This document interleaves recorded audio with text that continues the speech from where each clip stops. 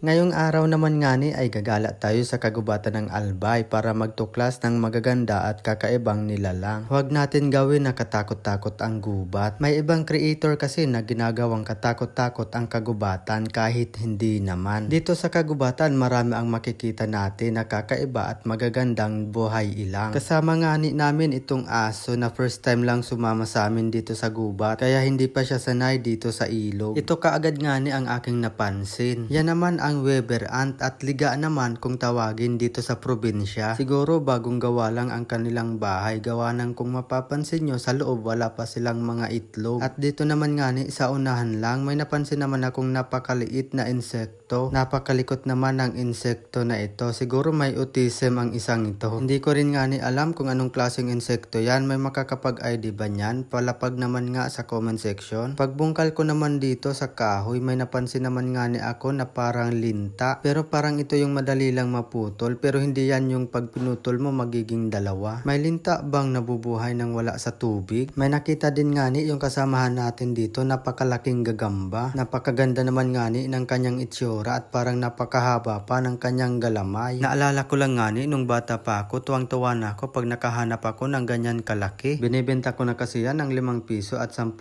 piso. Ayan naman pala nga ni yung kanyang itsura. Hindi naman siya ganun kagandahan dahil butsyog ang kanyang katawan. Sa unahan lang nga ni nakakita naman ako ng sapot ng gagamba. Hinanap ko din nga ni ito. Baka ito na yung magandang klase na panglaban na gagamba. Pero nung nahanap ko isa lang pala siyang camel kung tawagin dito sa amin. Ano ba ang tawag ng ganyang klaseng gagamba sa inyo? Yan yung gagamba na may sungay. Pero medyo kakaiba din nga ni ang isang ito. Gawa ng may tattoo siya. Saan kaya nagpapatato ang mga gagamba? Pulidong pulido ang pagkakagawa. Pagbungkal ko naman nga ni ng patay na puno na nyog. Ito naman ang aking nakita. Napakaraming anay. Hinanap ko pa nga ni yung queen nila kaso hindi ko na nakita. At ito naman nga ni akala ko yung magandang klase ng gagamba. Pagbungkal ko ng dahon ito pala siya. Kakaiba naman at napakarami ng kanyang anak. Buti na lang nga ni hindi niya kinagat yung kamay ko. May napansin naman nga ni ako dito isang maliit na insekto. Ganito yung nilalaro namin dati. Yung kulay itim tapos may puti. Ang tawag niyan dito sa amin ay kurokarabaw. At ito naman nga ni isang golden herb weber. Napakaliit pa nga ni ng isang ito. Sa susunod susubukan kong hawakan yung malaki. Sila naman nga ni yung gagamba na may pinakamalakas na sapot at kahit maliliit na ibon kaya nilang mahuli gamit lang ang kanilang sapot. Hindi naman sila basta-basta nangangagat. Siguro basta hindi mo lang sila masaktan or maipit, hindi sila mangangagat. May napansin naman nga ni ako dito sa maliit na dahon. Kumpulan sila. Hindi ko alam kung anong klaseng insekto yan. Kung gagamba ba yan o langgam. Parang mas nakakatakot pa nga ni ang mga ito kaysa doon sa hinahawakan kong gagamba na golden herb weber. At ito naman nga ni first time ko lang makakita ng nilalang na ito dito sa kagubatan. Napakaganda ng kanilang itsura. Ito naman nga ni yung tinatawag na Coquina tricoloma pero mas kilala ito sa kanilang common name na Breastly tropical cap. Kahawig nga ni nila yung halaman na kumakain ng insekto. Hindi ko nga ni siya dyan tinangkang hawakan. Sinundot ko lang siya dyan ng stick baka kasi nga ni poisonous ang isang ito. Hindi ko pa naman kilala.